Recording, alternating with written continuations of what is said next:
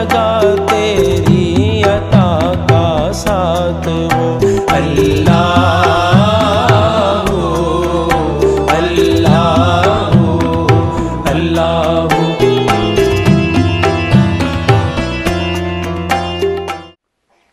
نحمدہ ونصلی ونسلم علی سیدنا و مولانا محمد وعلی آلہ وصحبہ اجمعین، اما بعد۔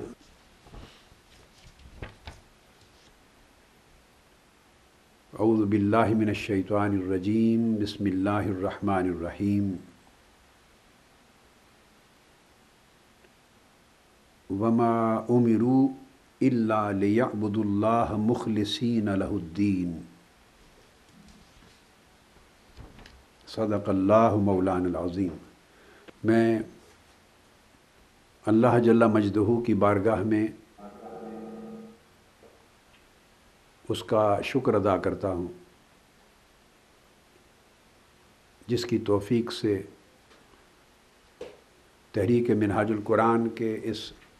روحانی مرکز پر سالانہ اعتکاف میں جو عظیم روحانی تربیت گاہ بھی ہے اور تحریک منہاج القرآن کی خلوت گاہ بھی ہے، ہزارہا رفقا، اراکین، وابستگان، خواتین اور حضرات حسب سابق نئے پروگرام کے مطابق اعتکاف میں جمع ہیں، اور الحمدللہ تعالی آج عشرہ اعتکاف کی پہلی رات ہے۔ میں اس موقع پر آپ سب کو سلام محبت پیش کرنے کے ساتھ آپ سب کے لیے اللہ رب العزت کے حضور دعا گو ہوں کہ آپ کا آنا اللہ رب العزت کی بارگاہ میں قبول ہو، مبارک ہو، اور اس موقع پر آپ کی آمد کے موقع پر آپ سب کو خوش آمدید کہتا ہوں اور ویلکم کرتا ہوں۔ جو نظام الاوقات وضع کیا گیا ہے اور آپ کو امید ہے اس کی اطلاع ہو گئی ہوگی، یہ اللہ رب العزت کا کرم ہے آپ پر خواتین اور حضرات، جملہ معتکفین اور معتکفات،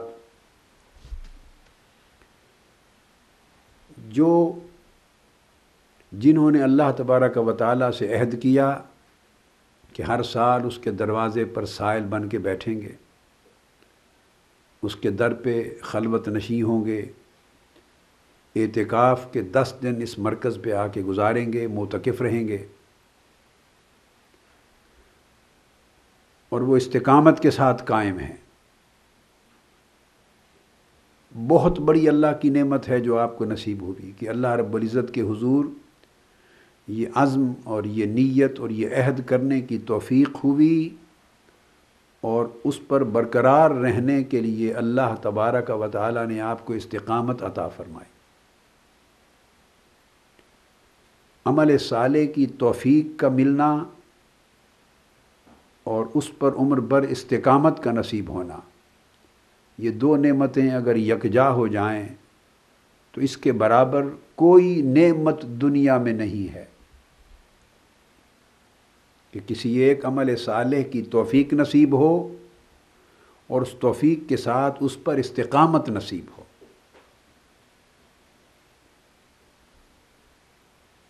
الحمدللہ تعالی اللہ کا شکر ادا کریں۔ جن لوگوں کو اللہ تبارک و تعالی نے یہ بصیرت عطا کی کہ یہ 10 دن زندگی کے قیمتی ہیں، اللہ تبارک و تعالی نے آپ کو آپ کے دلوں میں اور آپ کی آنکھوں میں بصیرت پیدا کی، جس کی وجہ سے آپ کو عبرت اور نصیحت نصیب ہوئی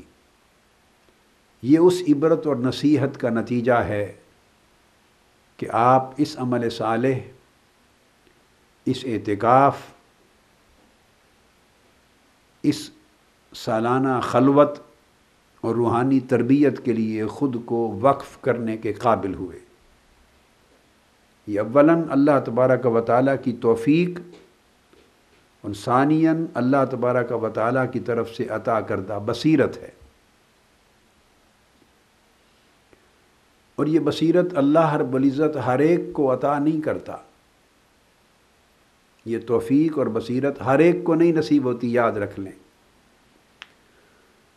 اپنی مخلوق میں سے کچھ لوگوں کو اللہ تبارک و تعالیٰ منتخب فرماتا ہے، اور جنہیں وہ منتخب فرماتا ہے انہیں بیداری عطا کرتا ہے، انہیں یقظہ بیداری عطا کرتا ہے، تنبہ عطا کرتا ہے، انتباہ عطا کرتا ہے۔ اور یہ بیداری، تنبہ یا انتباہ سے مراد یہ ہے کہ اسے یہ توفیق دیتا ہے کہ وہ اپنے تن اور من کی دنیا میں جھانکے اور اپنی زندگی میں غفلت کے جو پردے پڑے ہوئے ہیں، جو اس کے ایام اور اس کی راتیں، اس کی زندگی کے جو لمحے غفلت میں بسر ہو رہے ہیں، اللہ رب العزت کی طاعت میں، عبادت میں وہ مستعد نہیں ہے، گناہوں کی طرف اس کا نفس اور طبیعت راغب ہے، گناہوں کا ارتکاب کرتا ہے اور نفس ملامت نہیں کرتا، طبیعت اللہ کی نافرمانی، اس دنیا کی عیش و آرام اور گناہ و آثام کی طرف طبیعت کھنچتی ہے، طاعات عبادات میں کوتاہی کرتا ہے، ناغے کرتا ہے، غفلت کرتا ہے، عبادت میں اللہ کی عبادت کی طرف زیادہ متوجہ اور مستعد نہیں ہوتا،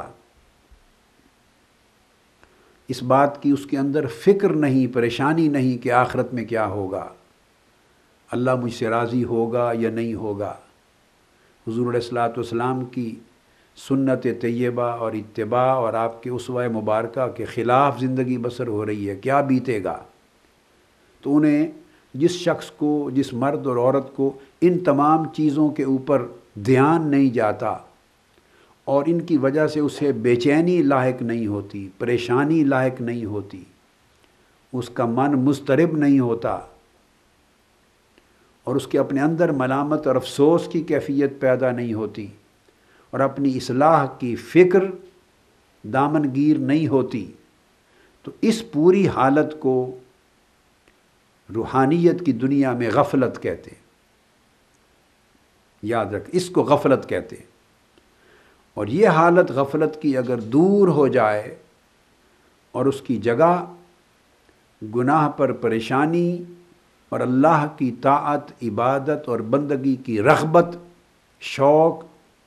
اور اس کے لیے استعداد بڑھ جائے تو یہ بیداری ہے۔ تو اللہ رب العزت جنہیں کچھ حصہ بیداری میں سے عطا کرتا ہے، کچھ حصہ بیداری میں سے،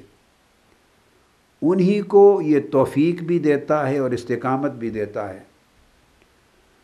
اور اگر استقامت کے ساتھ لوگ اس بیداری کی حالت پر اللہ کی طاعت اور اللہ تعالیٰ کی عبادت، اس کی بندگی، اس کی طرف شوق اور محبت میں لگے رہیں تو باری تعالیٰ انہیں اپنے بندگان اخیار میں شامل کر لیتا ہے، اخیار میں شامل کر لیتا ہے۔ اور اگر وہ استقامت کے ساتھ اس توفیق پر قائم رہیں اور پلٹ کے غفلت کی طرف نہ جائیں اور ان کی بیداری بڑھتی رہے اور طاعت اور عبادت